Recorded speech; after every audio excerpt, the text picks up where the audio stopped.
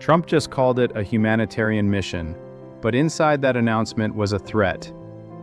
The United States says it will help escort trapped ships out of the Strait of Hormuz.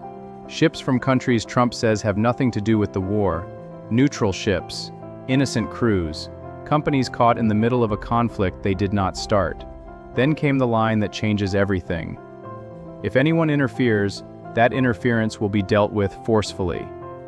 That is where the story stops being simple. Because this is not just about helping ships move. This is about who controls one of the most important waterways on Earth. It is about Iran saying the Strait of Hormuz is under its control. It is about America saying global trade cannot be held hostage. It is about oil, shipping, military pressure, and a ceasefire that may be holding on paper while the sea tells a different story. So, the real question is not whether the ships need help. They do. The real question is this: is Project Freedom really a humanitarian operation, or is it the next stage of America's confrontation with Iran in the Strait of Hormuz? That is the part everyone should watch carefully. Because Trump did not just announce safe passage, he announced a test for Iran, a test for the ceasefire, a test for global shipping, and a test for whether the United States can still impose movement through a waterway Iran claims it can restrict. The language sounds soft at first: humanitarian gesture, neutral countries, innocent bystanders, ships running low on food, crews needing safe and sanitary conditions. That language is designed to make the operation look morally clean. Who can oppose helping stranded people? Who can oppose freeing ships with crews running low on supplies? Who can oppose getting neutral countries out of a conflict zone? But then the military reality enters. Escort means warships. Restricted waters mean danger. Interference means confrontation. And forcefully means this humanitarian mission can become a military clash in seconds. That is the contradiction. Project Freedom is being sold as rescue, but in the Strait of Hormuz, rescue can look like intrusion. Protection can look like provocation, and an escort mission can become the first step towards something much bigger. This is why Hormuz matters. This is not just another waterway. The Strait of Hormuz is one of the pressure points of the global economy. Oil, gas, trade, insurance, shipping routes, and energy security all pass through that narrow corridor. When it becomes unstable, the world feels it.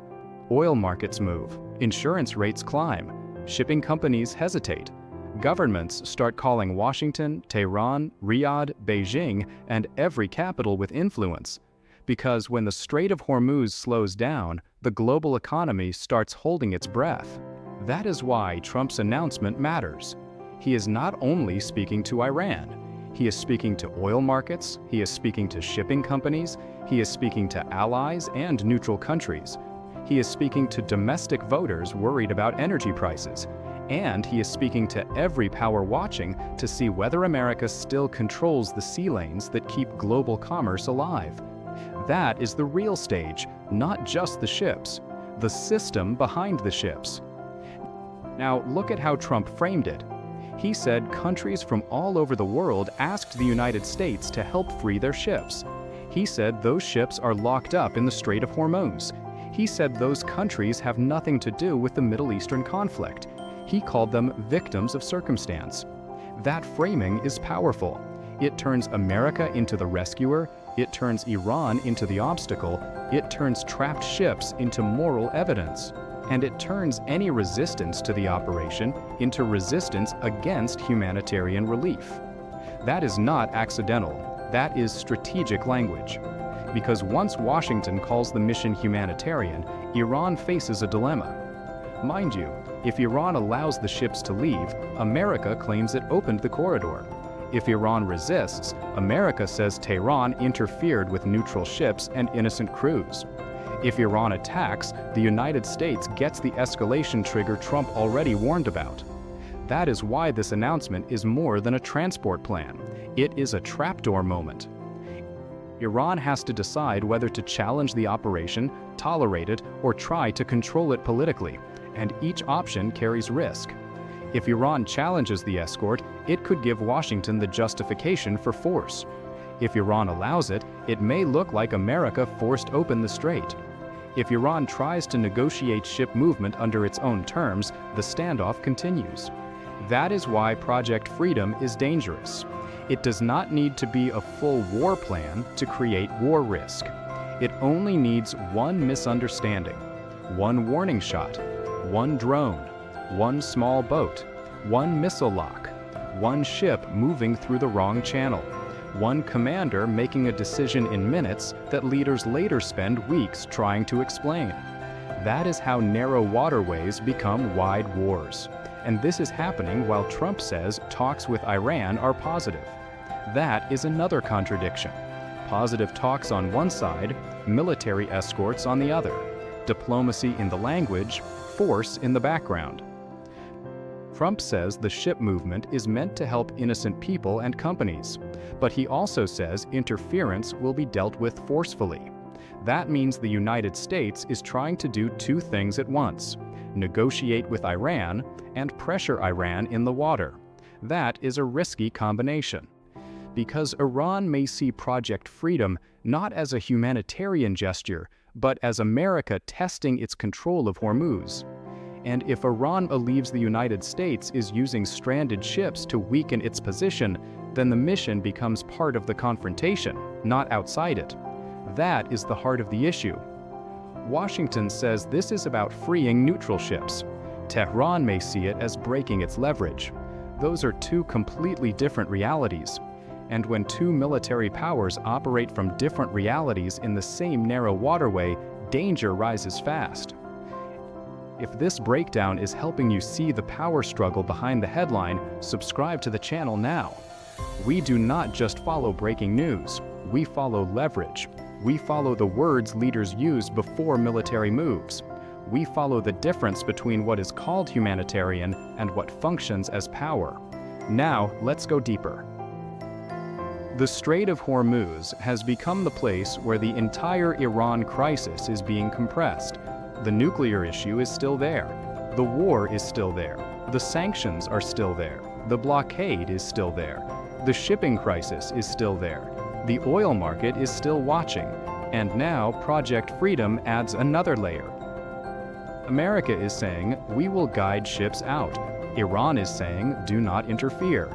Shipping companies are asking, who can actually keep us safe? Markets are asking, will oil keep moving? And the world is asking, is the ceasefire real if both sides are still testing each other at sea? That question matters because Trump's own language creates tension. He says hostilities have been terminated, but he also talks about a blockade. He calls it friendly. He says nobody is challenging it. He says strikes could restart if Iran misbehaves. That is not the language of a settled peace. That is the language of pressure being held in reserve. And Project Freedom fits that pattern. It presents itself as limited, temporary, humanitarian, but it carries a threat. And once force is attached to humanitarian language, the mission becomes harder to separate from military strategy. That is how power works. The word freedom is doing a lot of work here. Project Freedom. It sounds clean, it sounds noble, it sounds like rescue. But countries have used words like freedom, protection, safe passage, and humanitarian action before military escalation many times. Sometimes the mission really is relief. Sometimes it becomes a shield for pressure. Sometimes it begins as one and becomes the other. That is why people should not just listen to the name, they should watch the movement. Which ships are escorted? Which flags are prioritized? Which military assets are deployed? Which route is used? Does Iran allow passage? Does the US coordinate through intermediaries? Does the UN become involved? Do Gulf states back the mission publicly? Do insurers believe the corridor is safe? Do oil prices calm down or keep rising? Those details will tell us whether Project Freedom is a release valve or an escalation ladder. Because if this operation succeeds quietly, Trump can claim a win. He can say America freed neutral ships. He can say Iran backed down. He can say the United States restored movement through Hormuz. That would strengthen his hand in talks. But if Iran interferes, Trump already wrote the response into the announcement, forcefully. That word matters. It prepares the audience. It tells Iran the red line. It tells allies America is ready. It tells markets the United States will act. And it tells Trump's domestic base that he is not begging Iran for permission. So the operation works both ways. It can be sold as compassion. It can also function as coercion. That is what makes it so powerful and so dangerous. Now, think about Iran's position. Iran has spent months showing that Hormuz is not just water, it is leverage. If Iran feels cornered by strikes, sanctions, blockades, or nuclear pressure, Hormuz becomes one of the few tools it can use to raise global costs. Not because Iran wants to shut down the world forever, but because Iran wants everyone to understand that pressure on Tehran can create pressure on everyone else. That is the logic. If you squeeze Iran, Iran squeezes the corridor. If you restrict Iran's economy, Iran raises the cost of global movement. If you deny Iran normal trade, Iran shows the world what disruption looks like. This is not moral justification, it is strategy, and Project Freedom is America's answer to that strategy.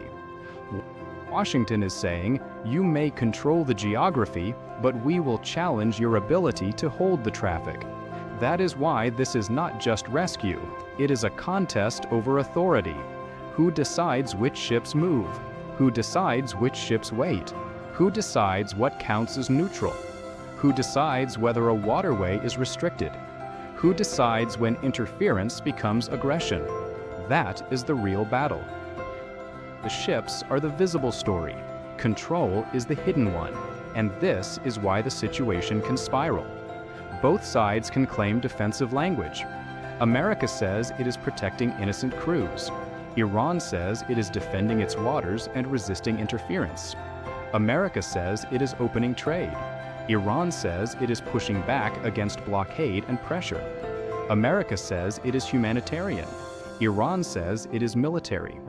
Both sides can believe their own story, and that is where escalation becomes dangerous, because wars often grow when each side claims it is only responding. One side escorts, the other side warns. One side warns back, the other side fires near a vessel. One side calls it interference, the other calls it defense. Then the word forcefully becomes action. That is the risk hanging over Project Freedom, and that is why the world is watching. The next few days will matter. If ships begin moving safely, Trump will claim the operation worked. If Iran stays silent, Washington will read that as weakness. If Iran responds, Washington may call it aggression. If global markets calm down, the US will use that as proof of control. If markets panic, the mission may look like a spark. This is the knife edge. Project Freedom could become a humanitarian corridor. It could become a political performance. It could become a pressure tactic. Or it could become the next flashpoint in the US-Iran confrontation. And the difference may come down to one incident in one narrow waterway. That is why the name should not distract us. Freedom is the branding. Hormuz is the battlefield. Shipping is the excuse. Control is the prize. The United States wants to show it can still move global commerce through hostile pressure. Iran wants to show that the strait cannot return to normal while the war, sanctions, and blockade continue. Neutral countries want their ships back. Shipping companies want safe passage. Oil markets want calm. And ordinary people around the world just do not want another crisis pushing prices higher. Unfortunately, great powers rarely move only for ordinary people.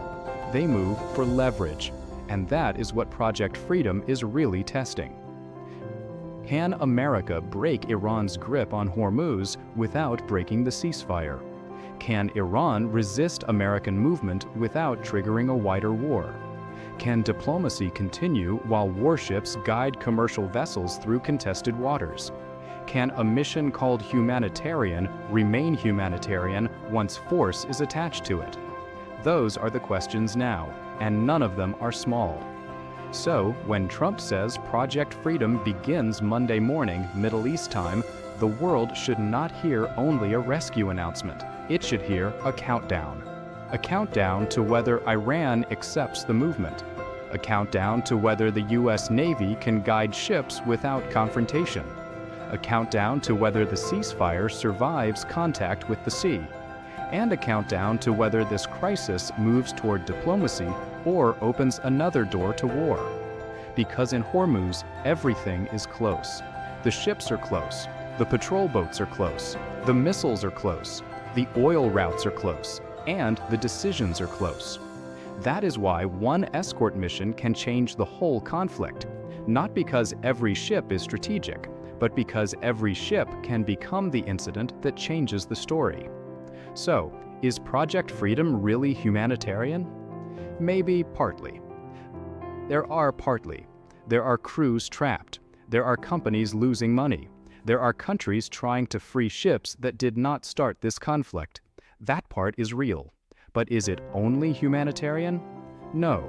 It is also a power move, a message to Iran, a signal to markets, and a test of American control. It may also become the next stage of confrontation if either side decides to turn warning into action. That is the truth beneath the announcement. Trump did not just offer to guide ships. He placed the United States directly into the most sensitive corridor of this crisis and dared Iran to interfere. Now, the world waits to see who blinks. If this breakdown gave you a deeper view of what Project Freedom really means, subscribe to the channel now. Hit the like button so more people see this analysis. Share this video with someone who thinks this is only about ships. And turn on notifications, because what happens next in the Strait of Hormuz could shape the entire Iran crisis. Drop your thoughts in the comments. Is Project Freedom a real humanitarian mission? Or is Trump using trapped ships to force the next confrontation with Iran? This is Liberation Lens, where perspective matters, and where we do not just follow the headline. We follow the power behind it. See you in the next.